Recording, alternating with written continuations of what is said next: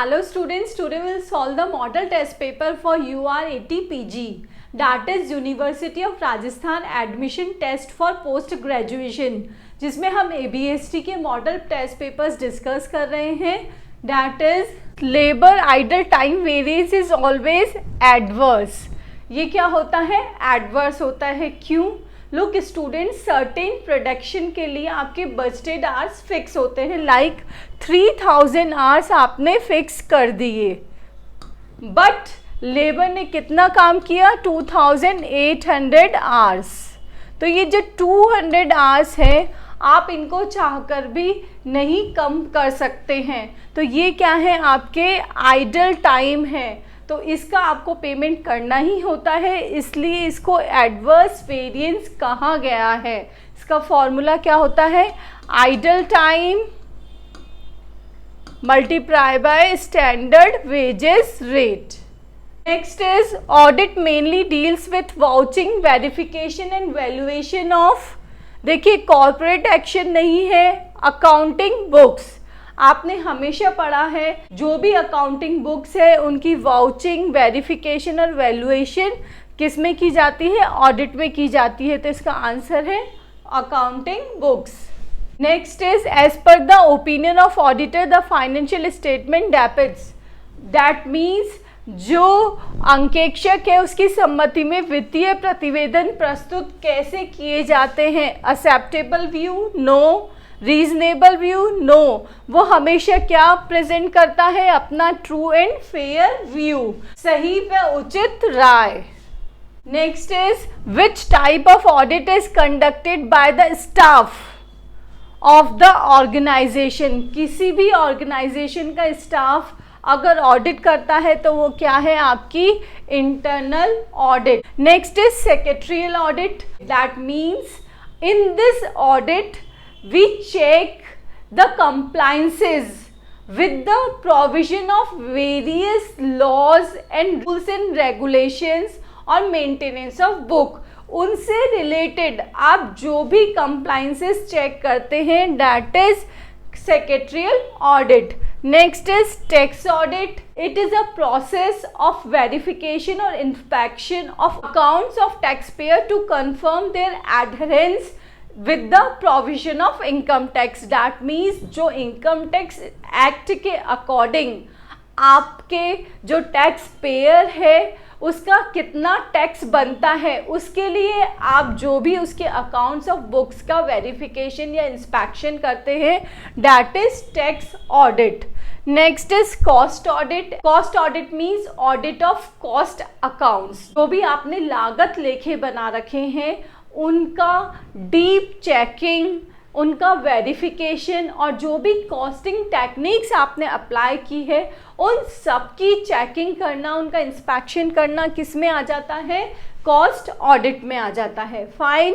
तो ये है आपका प्रोविजन से रिलेटेड, ये है आपका टैक्स से रिलेटेड, ये है आपका कॉस्ट अकाउंट से related. Next is which section of the company act 2013 deals with the appointment of auditor. देखिए अपॉइंटमेंट ऑफ ऑडिटर कौन से सेक्शन में किया जाता है? सेक्शन 139 में. फाइन. सेक्शन 128. सेक्शन 128 बोलता है कि every company has to prepare their final accounts and जो फाइनल अकाउंट्स है उससे रिलेटेड सारी डॉक्यूमेंट्स या बुक्स ऑफ अकाउंट्स वो कहाँ रखे? अपने रजिस्टर्ड ऑफिस में रखे. यही चीज़ ये बताता है. नेक्स्ट इज सेक्शन 135 जो CSR.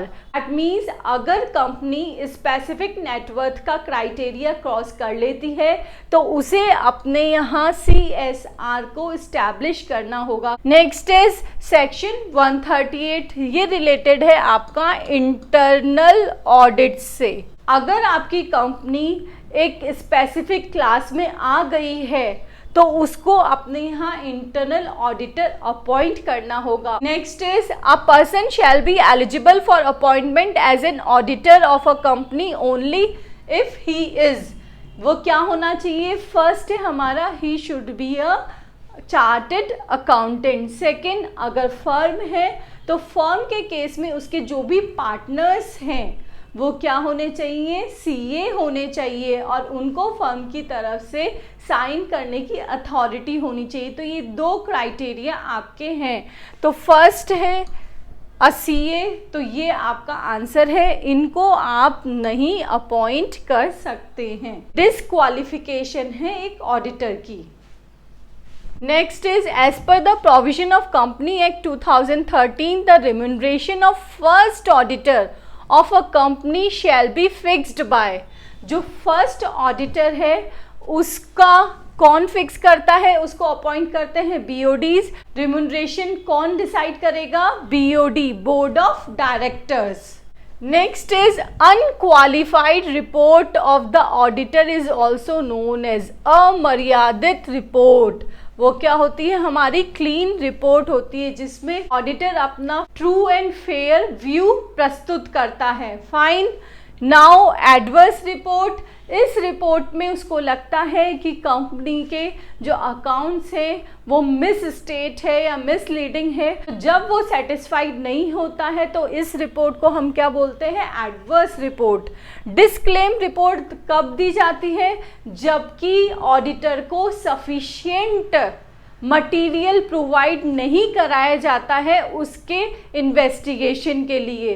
तो उसके पास जब प्रॉपर रिसोर्सेज नहीं होते हैं तो वो क्या रिपोर्ट देता है, डिस्क्लेम रिपोर्ट देता है। So clean report is the report when the auditor is quite satisfied that all the financial statements are presenting true and fair view according to the general accepted accounting principles. In adverse report, he gives his adverse opinion that financial statements are misleading and he cannot give his true and fair view.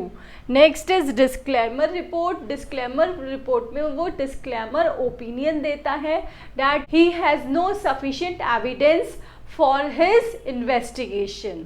Next is the auditor of a government company shall be appointed by CAG, Comptroller Auditor General of India. Next is if the current ratio is 1.8:1 and working capital is rupees 1,20,000, what is the value of current assets? Fine. अब आपको इसमें current ratio given है तो current ratio equals to क्या होता है, current assets divided by current liabilities. ये है आपका 1.81, ये है CA अपॉन CL। तो करंट असेट्स आपकी कितनी हो गई है, 1.8 CL। अब आपको यहाँ वर्किंग कैपिटल गिवन है तो वर्किंग कैपिटल का हमारा फॉर्मूला होता है current assets minus current liabilities. तो working capital equals to current assets की वैल्यू है 1.8 CL माइनस CL। तो वर्किंग कैपिटल इक्वल्स टू हो गई 0.8 CL। ये आपको गिवन है 1,20,000, 0.8 CL। तो 0.8 CL इधर आ जाएगा 1,20,000 के। करंट लाइबिलिटीज आ गई आपकी 1,50,000। फाइन। करंट असेट्स क्या है इसकी, 1.8 मल्टीप्लाई बाय 1,50,000। तो वैल्यू आ रही है आपकी 2,70,000। That is current asset, 2,70,000. Next is the percentage change in operating income that results from percentage change in sales is a measure of. ये क्या बोल रहा है, percentage change in income, that means EBIT divided by percentage change in sales। ये यही बोल रहा है। ये किसका फॉर्मूला होता है, डिग्री ऑफ ऑपरेटिंग लीवरेज। और डिग्री ऑफ फाइनेंशियल लीवरेज का क्या फॉर्मूला होता है, percentage change in earning per share EPS divided by percentage change in EBIT। Fine.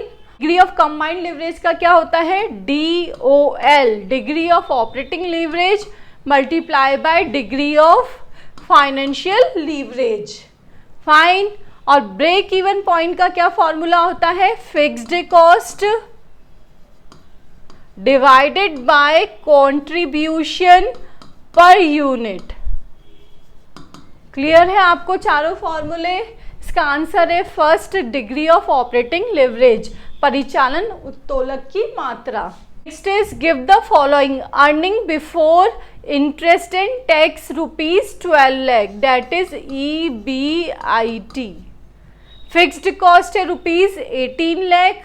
What is the operating leverage? ऊपर हमने degree of operating leverage discuss किया है, यहाँ आपसे पूछा गया ऑपरेटिंग लीवरेज, जिसका फॉर्मूला है आपका operating leverage equals to contribution divided by EBIT। Fine. अब आपको कंट्रीब्यूशन फाइंड आउट करना है, तो इसके लिए क्या फॉर्मेट होता है हमारा? Sales minus variable cost, that is your contribution. अब इस कंट्रीब्यूशन में से आप क्या माइनस कर देते हैं? फिक्स्ड कॉस्ट, तो ये क्या आ जाता है आपका EBIT। फाइन। तो अब आपको कंट्रीब्यूशन फाइंड आउट करना है, तो इसके लिए फिक्स्ड कॉस्ट आपको गिवन है 18 लाख और EBIT आपको गिवन है दैट इज 12 लाख। तो जब आप इन दोनों को ऐड कर दोगे तो क्या आ जाएगा? आपका कंट्रीब्यूशन आ जाएगा। तो आपने ऐड कर दिया, दैट इज 30 लाख। 30 लाख आपका क्या आ गया है? कंट्रीब्यूशन। EBIT आपको गिवन है 12 लाख। आप इसको सॉल्व कीजिए। Option 1 that is 2.5 is a answer.